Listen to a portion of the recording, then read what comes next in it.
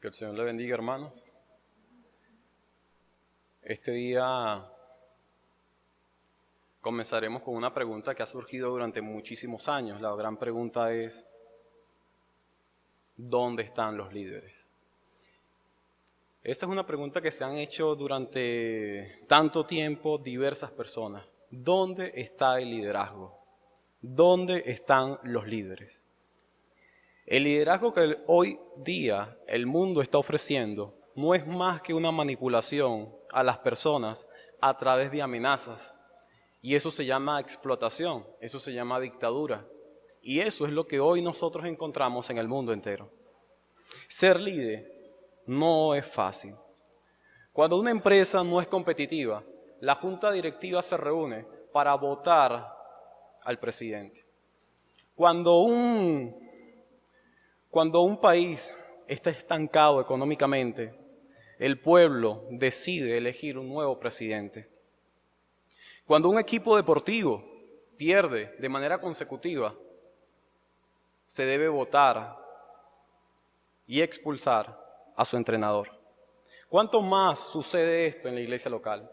Cuando en la iglesia local no hay un ministerio fiel a la palabra de Dios, cuando no hay un ministerio fiel a la Escritura, la iglesia local debe expulsar a su pastor. Lo que hoy nosotros veremos es la pureza del ministerio. John MacArthur dijo, el apóstol Pablo tiene más que enseñar a los cristianos acerca del liderazgo que lo que pudiéramos aprender de Donald Trump. Fin de la cita. Hoy día nosotros no podemos estar buscando un modelo de liderazgo en el mundo. Hoy día nosotros necesitamos ir a la Escritura para buscar el modelo de liderazgo. Y por esto he titulado al sermón de hoy, que es la primera parte de lo que sería la defensa del ministerio de Pablo, le he llamado marcas de un ministerio puro. Las marcas de un ministerio puro, las marcas de un liderazgo puro. No estamos hablando de simples marcas, no estamos hablando de pasos para ser tú un hombre con éxito, no. Estamos hablando de las marcas que un ministro del Evangelio debe tener. Y cuando hablamos acerca de las marcas, estas marcas están a lo largo de los 8 versículos que hoy nosotros vamos a tocar. Dice el apóstol Pablo en el capítulo 2, versículo 1 al 8, lo siguiente. Porque vosotros mismos sabéis, hermanos, que vuestra visita a vosotros no resultó vana, pues habiendo antes padecido y sido ultrajados en Filipos, como sabéis, tuvimos denuedo en nuestro Dios para anunciaros el Evangelio de Dios en medio de gran oposición. Porque nuestra exhortación no procedió de error, ni de impureza, ni fue por engaño, sino que, según fuimos aprobados por Dios, para que se nos confiase el Evangelio, así hablamos, no como para agradar a los hombres, sino a Dios, que prueba nuestros corazones. Porque nunca usamos palabras lisonjeras, como sabéis, ni encubrimos avaricia. Dios es testigo. Ni buscamos gloria de los hombres, ni de vosotros, ni de otros, aunque podíamos seros carga como apóstoles de Cristo. Antes fuimos tiernos entre vosotros, como la nodriza que cuida con ternura a sus propios hijos. Tan grande es nuestro afecto por vosotros, que hubiéramos querido entregaros no solo el Evangelio de Dios, sino también nuestras propias vidas, porque habéis llegado a sernos muy queridos. Hermanos, las palabras que acabamos de escuchar no es la palabra de un Dios encarnado, es la palabra de un hombre como tú y como yo. Así que cuando tú veas que no puedes darlo todo, cuando veas que ya no puedes más, tienes que ver a Pablo. Tienes que ver la entrega, la devoción que este hombre tenía. Pero para poder introducirnos en estos primeros 8 versos, recordemos algo. Y es que las palabras que acabamos de escuchar no son muy usuales en la boca del apóstol Pablo. Pablo necesita hablar de esta manera. Pablo necesita defender su ministerio porque tiene oponentes peligrosos. Cuando nosotros iniciamos estudiando la primera epístola en el capítulo 1 de Tesalonicenses, nosotros nos percatamos que esta iglesia no colocaba en tela de juicio el ministerio de Pablo. Pero entonces Pablo defiende su ministerio ¿de quién? Cuando vas al libro de Hechos te das cuenta que hay una multitud de judíos que comienzan a alborotar la ciudad y que hombres malvados se unieron a estos judíos para ir en contra del apóstol Pablo. Así que esto nos hace recordar que los oponentes del apóstol Pablo no estaban dentro de la iglesia local. Los oponentes del apóstol Pablo eran los judaizantes y eran gentiles malvados. Eran hombres hostiles. Estos hombres mentían a la iglesia de Tesalónica. Estos hombres iban a la iglesia local y le decían a los creyentes que Pablo era un hombre mentiroso, que Pablo no tenía integridad, que Pablo no era un hombre sincero, que él no era un verdadero apóstol de Cristo. Eso era lo que hacían ellos. Ellos esperaban acabar con la iglesia, destruyendo su confianza en Pablo. Eso era lo que ellos pretendían. La intención era matar a esa iglesia que estaba naciendo. ¿Y cómo dañar a una iglesia que está naciendo? Matando a sus padres. ¿Cómo dañas a una familia? ¿Cómo matas a un niño? Destruye a su padre y verás que ese niño está huérfano, no tendrá nada ni nadie. Por eso aquellas palabras del Señor confortan nuestras vidas. Yo me voy, pero no los dejaré solos. El Señor sabía que la iglesia de Cristo, esa iglesia que nacía en el Nuevo Testamento, no podía quedar sola. Y es allí donde envía al Consolador, al Espíritu Santo, para ayudarnos, guiarnos, alentarnos a nosotros. Y eso estaba muy claro en la mente de los oponentes del apóstol Pablo. Destruimos la confianza, destruimos la iglesia. Pero lo increíble es que esta iglesia, su fe, la fe de esta iglesia estaba arraigada no en la confianza de Pablo. La fe de esta iglesia estaba arraigada en Cristo. Y por eso veremos, en primer lugar, los primeros 2 versículos, lo que anunciaron ellos. Lo que anunciaron Pablo, Silas y Timoteo. ¿Qué es lo que ellos anunciaron? Y aquí vemos que para Pablo era desagradable presentar defensa, pero lo hace. Y lo hace por amor a la verdad. Pablo recuerda a sus hermanos cómo fue su llegada a Tesalónica. Lo que había ocurrido, hermanos, era algo notorio. Y el versículo 1 comienza con una conexión de lo que ya Pablo había dicho en el capítulo 1. Porque vosotros mismos sabéis. Lo que yo le había hablado en el capítulo 1, esto va conectado con lo que voy a decirle ahora. Ustedes son testigos, hermanos, que nuestra visita a vosotros no resultó vana. ¿Y sabes por qué son testigos? Porque ustedes son una evidencia clara de lo que resultó nuestra visita. El resultado de nuestra llegada a Tesalónica fue un resultado sobrenatural. Fue un resultado único y palpable, no solo en Tesalónica, sino también en Macedonia y Acaya, versículo 8 del capítulo 1. No solo los hermanos de Tesalónica son testigos acerca de lo que produjo la llegada de Pablo, Silas y Timoteo a Tesalónica, sino también las regiones de Macedonia y de Acaya. Ellos divulgaban la fe de los tesalonicenses, por ende, divulgaban el trabajo que Pablo había hecho en Tesalónica. Pero Pablo dice, nuestra visita no fue en vano. La palabra vano es vacío, es carente de propósito, es sin efecto, algo que no tiene resultados, algo que no sirve. Y Pablo dice, no resultó vana. La visita de nosotros produjo efectos grandes en la vida de ustedes. Su fe y su fortaleza eran evidencia de que nuestro trabajo no fue vano.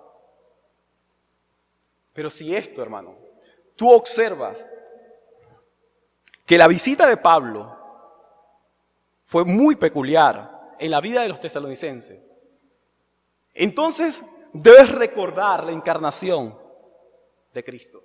Su encarnación es una muestra del estado de humillación de Cristo. Cuando Dios visita al hombre, cuando Dios llega y visita a una creación como nosotros, yo creo que sus efectos son sumamente diferentes y mucho más extraordinarias que la visita de Pablo. Porque la visita de Dios mismo nos lleva a nosotros recordar lo siguiente. Dios nació como un bebé para ser nuestro segundo Adán. El Dios encarnado, el infinito, se cansó, durmió y lloró.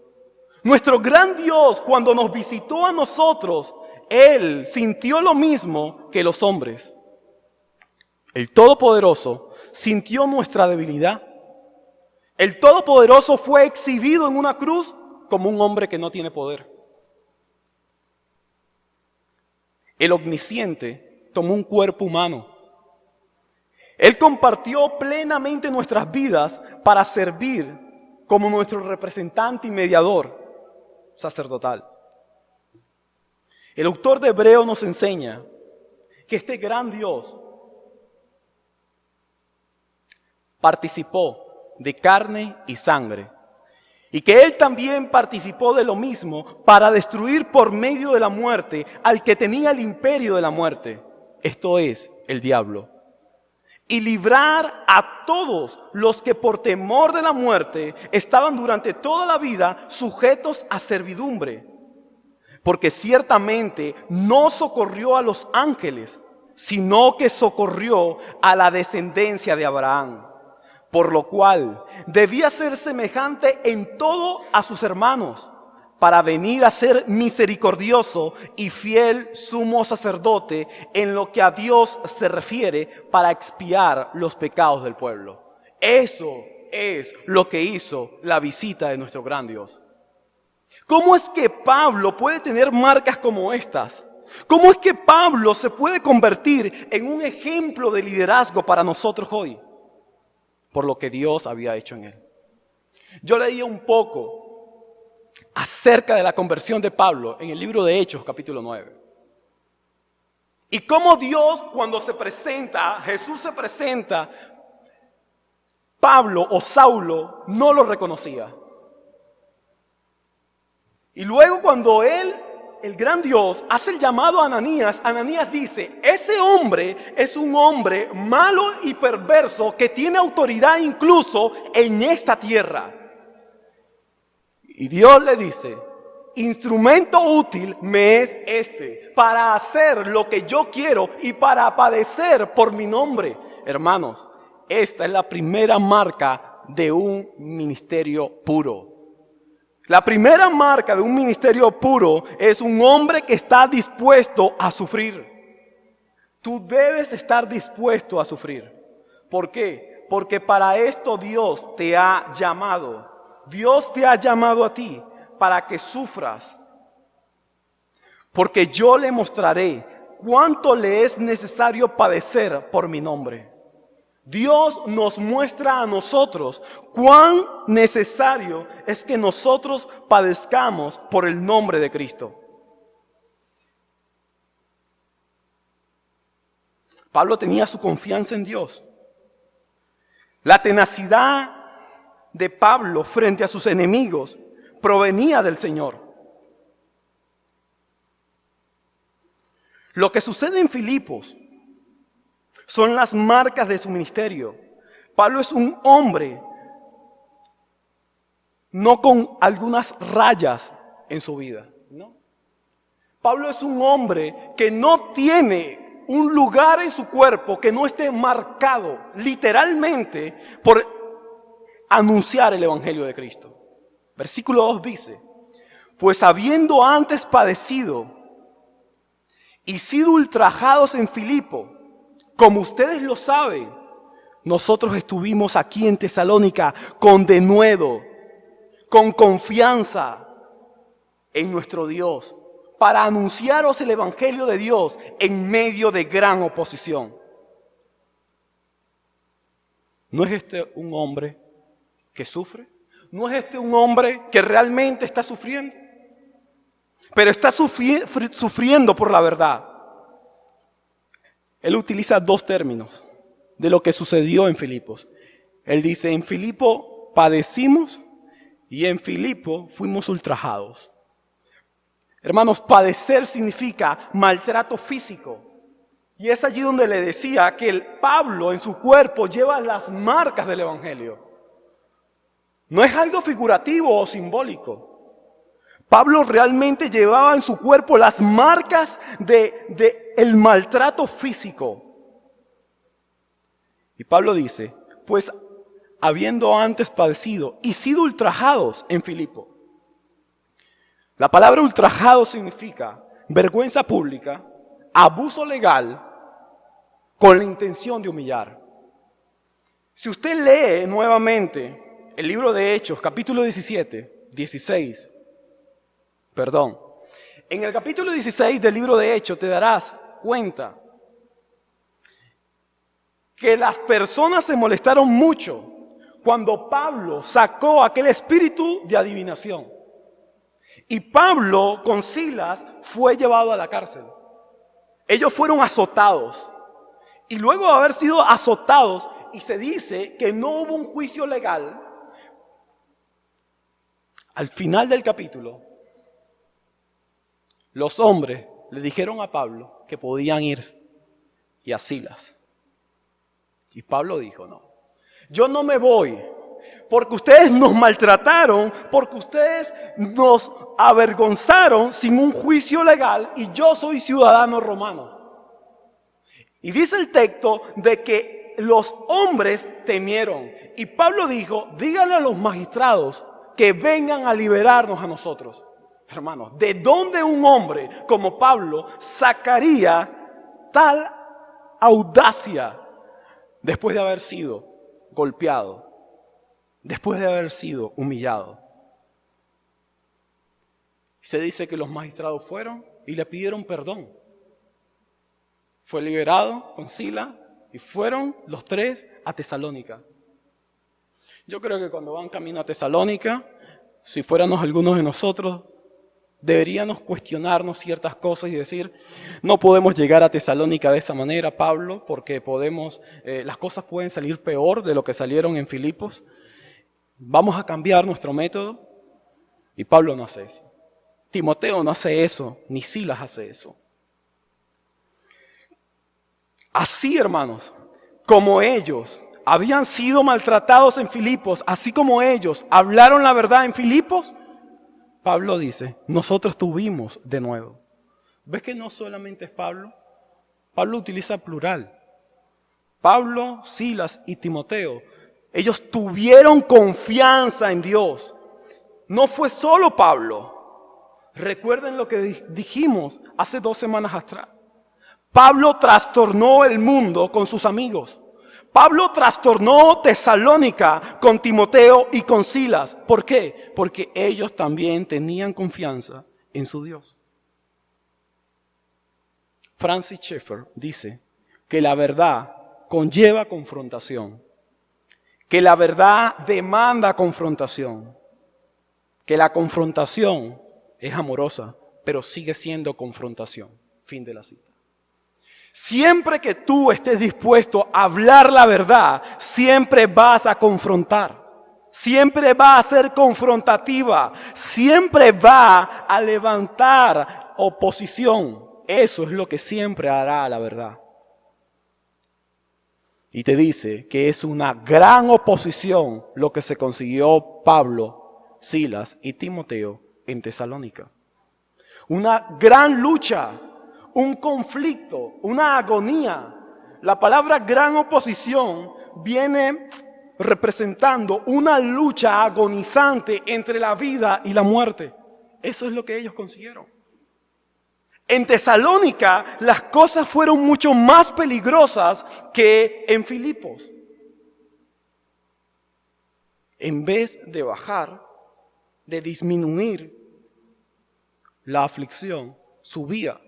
Cada vez que Pablo movía un pie hacia adelante, subía y seguía subiendo la aflicción a la vida de estos hombres.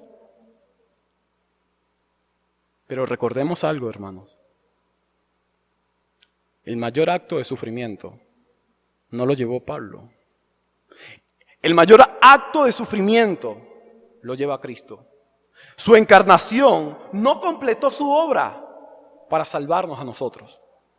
Pero su muerte en la cruz sí revela la obediencia amorosa al plan del Padre. Jesús se somete a la pena de muerte. Jesús se somete a un sitio, a un lugar donde no podría salir o escapar, como Pablo en Filipos. Pablo fue suelto por los magistrados, pero Jesús no fue suelto, hermano, por Pilatos. Jesús no fue suelto ni bajado de la cruz con vida por los religiosos. No fue, hermanos. Jesús se sometió a la muerte por nuestros pecados.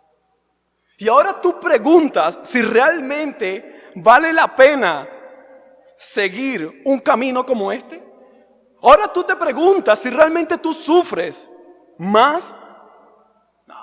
No hay ningún sufrimiento humano que se compare al sufrimiento de Cristo. Ni el de Pablo, ni el de Silas, ni el de Timoteo, ni el de los hermanos de Tesalónica. Ningún sufrimiento humano se va a comparar al sufrimiento de Cristo. Él vino a rescatar a muchos. Tú no vas a rescatar a nadie. Pero tú debes sufrir porque tú has sido llamado a esto. Y es allí donde surge la primera resolución. ¿Vale la pena sufrir por lo que haces? ¿Realmente vale la pena que sigas sufriendo por lo que tú estás haciendo? Si le haces esta pregunta a un padre de familia, te va a decir que sí. ¿Sabes por qué? Porque el padre de familia está dispuesto a sufrir para traer alimento a sus hijos, para traer calor a su familia. Pero tú sufres para beneficiar a otras personas. El padre de familia sufre para beneficiar a su esposa y a sus hijos. Pero tú sufres realmente para beneficiar a otros. O simplemente sufres porque te perjudican a ti. El apóstol Pedro dijo en el capítulo 4, versículos 15 y 16, ninguno padezca como homicida, como ladrón, o por meterse en asuntos ajenos, sino que padezca como cristiano. Y cuando padezca como cristiano, no te avergüences, no te avergüences. Confianza plena debes tener en Cristo. Esto es lo que te hará un hombre valiente. Y a pesar que en el contexto se habla acerca del ministerio, acerca del liderazgo, acerca del ministerio pastoral, esto no solo, hermano, se enfoca al ministerio pastoral. Esto se enfoca a la vida de cada persona, de cada mujer, de cada joven. Se enfoca a un liderazgo exitoso en la vida de cada uno de nosotros. Pero recuerda algo, debes tener confianza en Dios. Si tu confianza no está basada en Dios, tú vas a fracasar y te vas a preguntar, ¿por qué estoy sufriendo yo? ¿Por qué lo hago? No importa cuán grande sea la oposición, pero cuando tu confianza está en el Señor, podrás librar las peores batallas de tu vida. Lo podrás hacer. El segundo punto lleva por título, la segunda parte de esta primera parte de las marcas de un ministerio puro, lleva por título, ¿cómo lo anunciaron? Así que ya hemos visto lo que anunciaron. Pablo, Silas y Timoteo anuncian el evangelio de Dios. Y este evangelio es anunciado en gran oposición. Pero la segunda parte, nosotros veremos cómo lo anunciaron. Y en esta segunda parte vamos a hallar 3 marcas de este ministerio. 3 marcas del ministerio de Pablo. Ya hemos visto la primera marca. ¿Okay? La primera marca habla acerca de sufrir, dispuestos a sufrir, sin detenerse en el obrar. El segundo punto tiene que ver con el anuncio, y va desde el versículo 3 hasta el versículo 6. Porque nuestra exhortación no procedió del error. Pablo no solo estaba dispuesto a sufrir, no, sino a mantenerse en la línea, sino a mantener su mensaje. ¿Por qué sufro? Estoy dispuesto a sufrir porque voy a comunicar un mensaje. Y el mensaje es verdadero y el mensaje es real. Cuando te habla acerca de exhortación, te habla acerca de un llamado. Te habla acerca de una imploración, acerca de un ruego urgente. Y la urgencia de Pablo tiene que ver con la predicación del Evangelio. Porque nuestra exhortación, porque nuestra enseñanza, porque nuestro mensaje, porque nuestro sermón no procedió. Pablo hace que no se desvíe por el sufrimiento que está padeciendo. A pesar de las dificultades y de los obstáculos, Pablo está dispuesto a que el mensaje no se desvíe, a que las normas no se violen. Pero los judaizantes y los gentiles malvados habían dicho 3 cosas del mensaje de Pablo. Y las 3 cosas es esta lista que se halla en este versículo: error, impureza y engaño. Ellos decían que Pablo había enseñado una falsa enseñanza, una falsa doctrina. Cuando te habla acerca de error, te habla acerca de una falacia, te habla acerca de un descuido, te habla acerca de un disparate, de una locura. Y estos hombres le están diciendo a la iglesia de Tesalónica, porque recuerda, no es a Pablo que le están diciendo, es a la iglesia de Tesalónica. Estos hombres van y le dicen a la iglesia pequeña que nace, le dice: esa enseñanza que tienen ustedes, eso es un disparate de Pablo. Eso es una locura del apóstol Pablo. Pero en contraste al error es la verdad. Este mensaje no es ningún error. Pablo lo sabe y ellos lo saben. Este mensaje es un mensaje verdadero, un mensaje único, un mensaje fiel, un mensaje digno. Este mensaje es el Evangelio de Dios. Versículo 2. El Evangelio de Dios.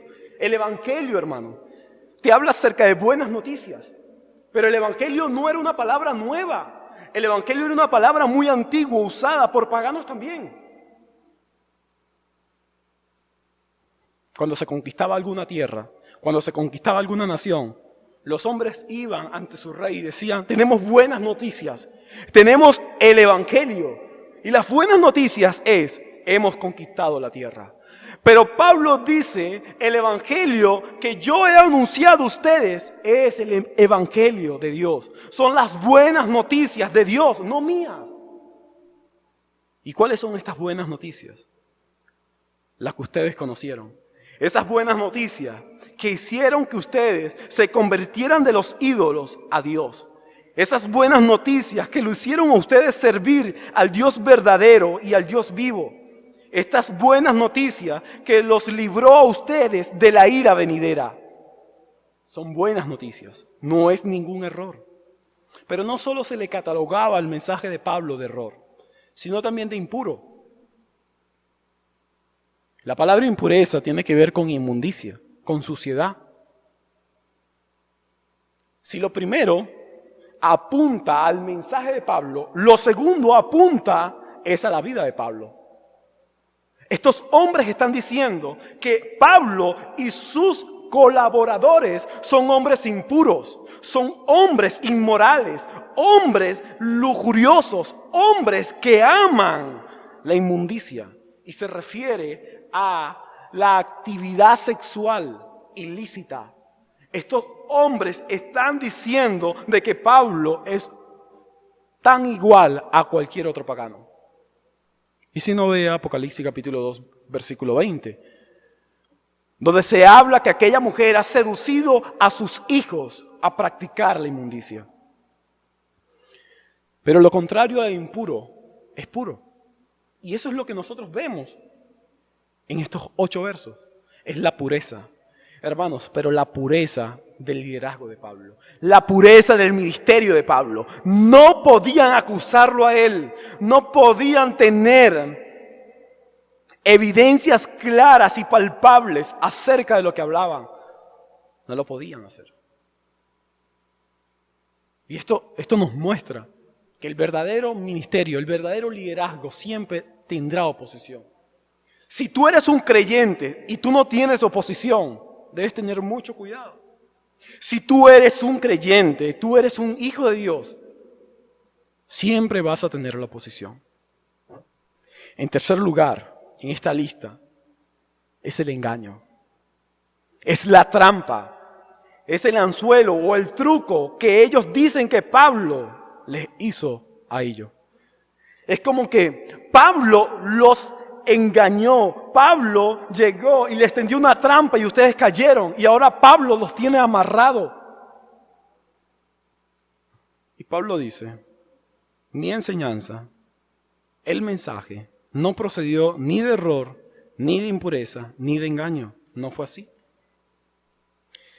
La segunda marca que nosotros vemos de Pablo es la sinceridad. ¿Ves cómo Pablo le habla? No fue con error, no fue con impureza y no fue con engaño. Pablo fue sincero en su mensaje. Tú debes ser sincero de lo que hablas, de lo que profesas, de lo que enseñas.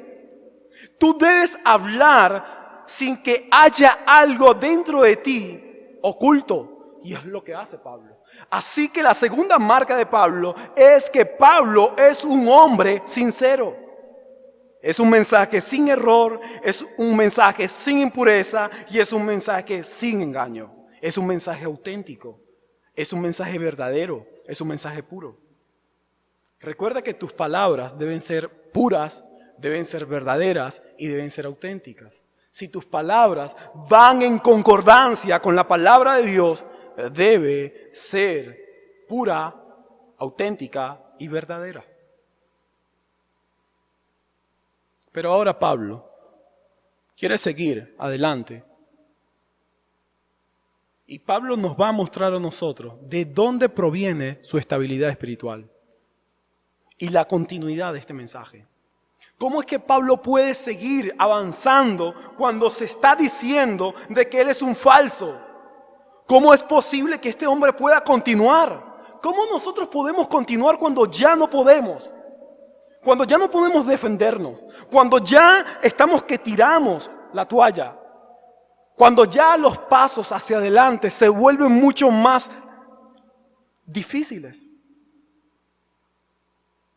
Y es allí donde Pablo nos va a explicar de dónde proviene esta fuerza. Sino que nosotros fuimos aprobados por Dios para que se nos confiase el Evangelio, así hablamos. Hermanos, Pablo está diciendo, ¿sabes por qué el mensaje es verdadero, puro y auténtico? Porque alguien a mí me reclutó. Alguien me reclutó y alguien me halló a mí fiel. Hermanos, se trata de ser reclutado por Dios y cuando eres reclutado por Dios, Dios te halla fiel. Si tú eres reclutado por Dios, tú puedes estar seguro de que tendrás la tercera marca del ministerio de Pablo. La tercera marca es un hombre aprobado por Dios para anunciar el Evangelio de Dios.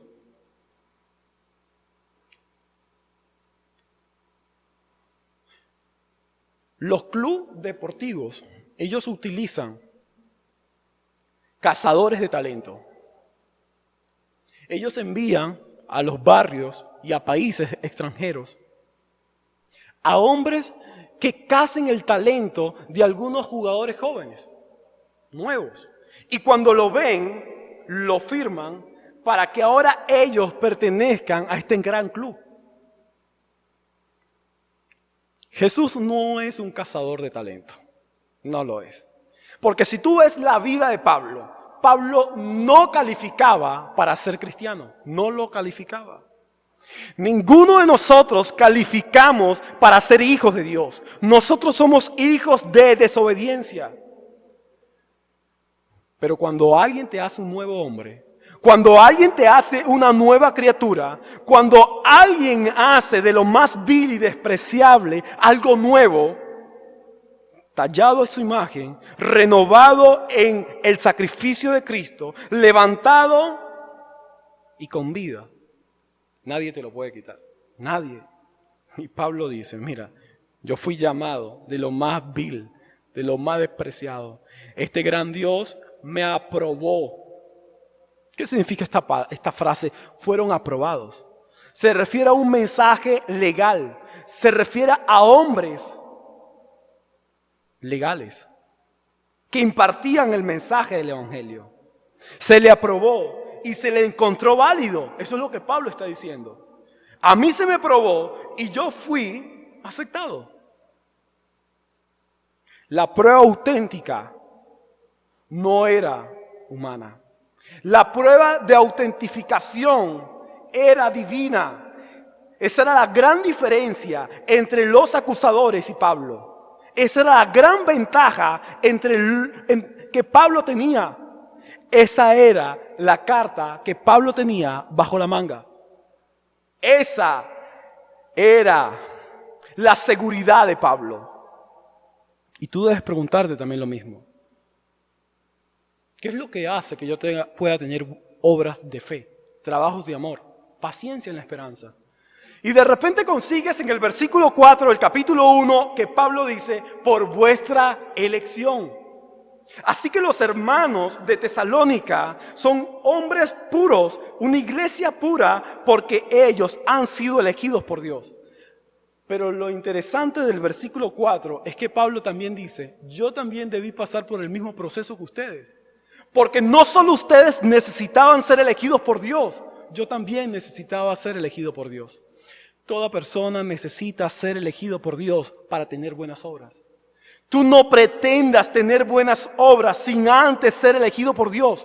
Tú puedes ser el mejor jugador, pero si tú no eres fichado por un gran club, tú no eres nadie. Tú necesitas ser salvo por Cristo.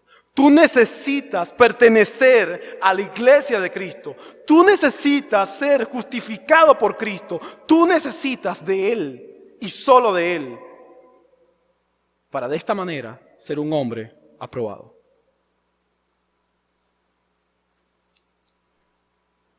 Lo otro que vemos acá, que es la cuarta marca del apóstol Pablo, es que Pablo procura la gloria de Dios.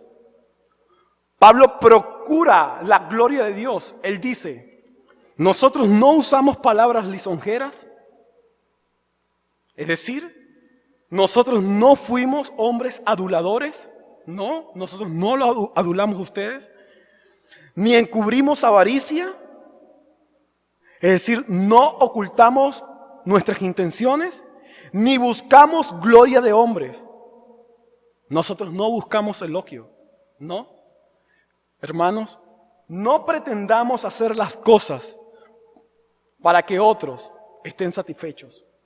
No hagas las cosas con la finalidad de impresionar a otras personas. No. No trates de congraciarte con otros. No. Procura la cuarta marca del apóstol Pablo. Procura la gloria de Dios. Este hombre no solo sufre, no solo es sincero, no solo es aprobado, sino es un hombre que procura, que ama, que desea que Dios reciba su gloria. Es la belleza manifestada de la santidad de Dios. La vida de todos nosotros debe ser para la gloria de Dios.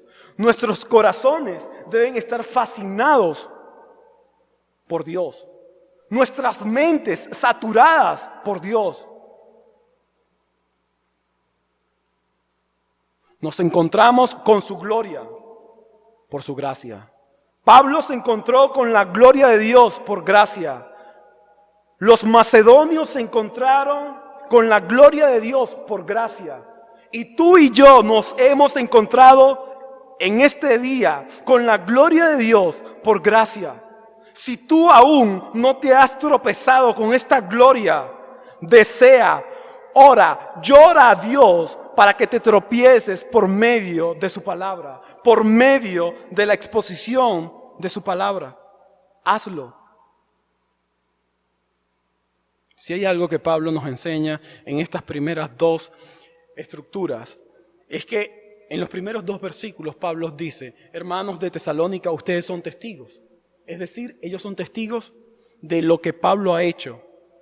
Pero Pablo apela ahora a un testigo que tesalonicense no podría estar para favorecer a Pablo. Pablo apela a un testigo divino. Pablo dice: Dios me es testigo. Dios es testigo de la aprobación paulina para la proclamación del mensaje. Lo que los hombres no pueden hacer, Dios sí lo puede hacer. Y es lo que sucede allí. Dios sería el testigo para avalar las palabras de Pablo, para avalar el comportamiento, la fe, la certeza, el liderazgo, el compromiso, la llenura, la entrega de Pablo. ¿Quién podría decir que Pablo realmente era un siervo de Dios? ¿Quién podría asegurar que Pablo era un hombre salvo por la gracia de Dios? El mismo Dios, y él lo sabía. Él sabía que Dios estaba dispuesto a librar esta batalla a su favor. Lo sabía. Ahora nosotros, hermanos, veremos que lo que nosotros hacemos debe ser algo que esté siempre aprobado por Dios. Y es allí donde está la segunda resolución. Lo que haces debe ser aprobado por Dios. Tu objetivo es la gloria de Dios. Recuerda que no puedes guiar a otras personas más allá de lo que tú has caminado, más allá de lo que tú has llegado. Jamás podrás guiar a alguien más allá de los pasos que tú has dado. Y Pablo guía a los tesalonicenses hasta donde él ha llegado. Él ha llegado a Cristo, él ha llegado a sufrir y ellos también han sufrido, porque Pablo ha llegado a ese camino. Tú no vas a lograr en tu familia nada si tú aún no has llegado a ese punto. Primero llega y luego guía. No dejes para mañana lo que puedes comenzar a hacer hoy mismo. No comiences a cambiar mañana o dentro de algunas semanas o meses. El verdadero líder comienza a cambiar en el momento que Dios se presenta, en el momento que él se tropieza con Dios. Camina con el Señor, eso es lo que debes hacer. Y por último veremos la otra marca de Pablo. La última marca de Pablo es su amor sacrificial. En esta última estructura, Pablo habla acerca de la motivación que Dios aprueba. Pablo habla acerca del profundo amor que ellos tenían por los tesalonicenses. No solo era Pablo. El versículo 7 dice: antes fuimos tiernos. Hablando en plural, en toda la frase. Silas, Timoteo había aprendido esto también, porque Pablo era un hombre amoroso. A pesar de ser fuerte, tosco, este hombre amaba la obra de Dios. Su proceder para con ellos era sincero. Esta es una señal de un ministerio puro. Tú debes amar de manera sacrificial. Pablo era un hombre gentil, amoroso. Pablo era un hombre encantador. Pablo era un hombre que tenía el deseo de compartir con los hermanos. Y es aquí donde hay tres palabras que no vamos a pasar por alto. Y es: Pablo era un hombre tierno, es decir, amable, respetuoso, paciente, que cuidaba con ternura. Cuando te habla acerca de la nodriza, te habla de que Pablo calienta con calor corporal a los hermanos de Tesalónica. así como tú y yo, somos llamados también a ser amables, respetuosos, pacientes y cuidar con ternura a otros. No a ti, a otros. El segundo aspecto es afecto íntimo. Pablo anhela compasión. Pablo ama de manera profunda, de manera inmensa. Tanto así que Pablo ha llegado a decir: yo desearía sacar mis propios ojos para que ustedes fuesen salvos. Lee Romanos capítulo 10, versículo 1. El amor que Pablo tenía por su pueblo para que conociese al Salvador. Y el tercer aspecto es amor sacrificial. Pablo entrega lo que tiene. Y tú también debes aprender a entregar lo que tienes. Pablo entrega lo de más valor. No solo hubiese querido entregaros el Evangelio de Dios, sino también mi propia vida para que ustedes lleguen a ser muy queridos. ¿Qué es lo que nos enseña estos dos versículos? Que amemos de manera sacrificial. Es lo que nos está enseñando estos dos versos. El liderazgo es sacrificio propio. ¿Ok? Debes amar de manera sacrificial. Y yo creo que si ves a Cristo en el amor que Él expresó hacia todos nosotros, ves que su amor es un amor sacrificial, un amor profundo, un amor que fue derramado sobre nuestros corazones y que nos permite hoy poder estar en pie y poder agradecerle por lo que somos. El verdadero líder sirve a su familia. Cristo entregó de manera desinteresada. Nuestro llamado es este. Nuestro llamado también es a entregarnos de manera entonces desinteresada. Debemos pensar en morir a nuestro orgullo, que es lo que Pablo hace. Debemos tener un corazón de sacrificio, porque quisiera no solo entregar el Evangelio, sino mi vida. Hermanos, busquemos lo imposible. ¿Okay? Lo que se te dificulta, lo que crees que es imposible hacer, recuerda que es posible para Dios hacerlo. Así que recuerda amar de manera inmensa. Para concluir, recuerda que solo podemos continuar este camino si Dios realmente a nosotros nos ha llamado. Es imposible exponernos a su palabra sin tener buenos resultados. Espero que comiences a tener una vida pura, sufriendo de forma correcta, haciendo lo que Él te exige y dando todo lo que tú tienes. Espero que sufras por anunciar el Evangelio, no por tu pecado. Espero que seas sincero con las cosas que vayas a hacer a partir de ahora. Espero que seas un hombre, una mujer aprobada, elegida por Dios. Que seas un hombre que procures la gloria de Dios y un hombre que ames como Dios ama.